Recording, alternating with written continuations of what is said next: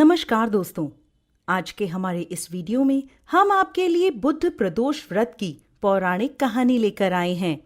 एक समय की बात है, एक व्यक्ति था जिसका नया नया विवाह हुआ था। विवाह के 2 दिन बाद उसकी पत्नी मायके चली गई थी। कुछ दिनों के बाद वो व्यक्ति अपनी पत्नी को लेने के लिए उसके घर गया। बुधवार को जब वो अपनी पत्नी को साथ लेकर लौटने लगा तो ससुराल वालों ने उसे रोकने का प्रयत्न किया कि विदाई के लिए बुधवार शुभ दिन नहीं होता, लेकिन वह नहीं माना और बैलगाड़ी में जाकर बैठ गया। विवश होकर सास ससुर ने अपने जवाई और पुत्री को भारी मन से विदा किया। नगर के बाहर पहुंचने पर पत्नी को प्यास लगी तो वह लोटा लेकर पानी की तलाश में चला गया। पत्नी एक पेड़ के नीचे बैठ गई। थोड़ी देर बाद वो व्यक्ति पानी लेकर वापस लौटा।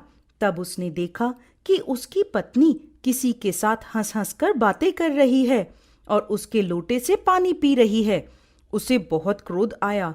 वो उनके पास पहुंचा तो उसके आश्चर्य का कोई ठिकाना ना रहा, क्योंकि उस आदमी की शक्ल बिल्कुल उसके जैसी थी। उसे देखकर पत्नी भी सोच में पड़ गई। दोनों व्यक्तियों में झगड़ा होने लगा। धीरे धीरे वहां कई लोग इकट्ठे हो गए और नगर के राजा के सिपाही भी आ गए। हम शक्ल आदमियों को देखकर वो भी आश्चर्य में पड़ गए। उन्होंने उस लड़की से पूछा, तुम्हारा पति इनमें से कौन है? वो उन्हें कोई जवाब ना दे पाई और स्तब्ध खड़ी रही। तब वह व्यक्ति शंकर भगवान से प्रार्थना करने लगा, हे भगवान, हमारी रक्षा करें। मुझसे बहुत बड़ी भूल हो गई कि मैंने अपने सास ससुर की बात नहीं मानी और बुधवार को अपनी पत्नी को विदा करा लाया। मैं भविष्य में ऐसा कदापि नहीं करूंगा। जैसे ही उसकी प्रार्थना पूरी हुई, वो दूसरा व्यक्ति अंतर्ध्यान हो गया।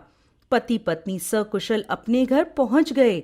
उस दिन के बाद से वह दोनों पति पत्नी नियम पूर्वक बुद्ध त्रयोदशी व्रत का पालन करने लगे। अतः बुद्ध त्रयोदशी व्रत हर मनुष्य को करना चाहिए। वार के अनुसार जो प्रदोष व्रत किया जाता है, उसके अनुरूप ही उसका फल प्राप्त होता है। प्रदोष अथवा त्रयोदशी का व्रत मनुष्य को संतोषी एवं सुखी बनाता है। बुद्ध त्रयोदशी प्रदोष व्रत करने से सर्व कामनाएं पूर्ण होती हैं। इस व्रत में हरी वस्तुओं का प्रयोग करना चाहिए। भगवान भोलेनाथ की आराधना धूप, बेलपत्र आदि से करनी चाहिए। जय भोलेनाथ।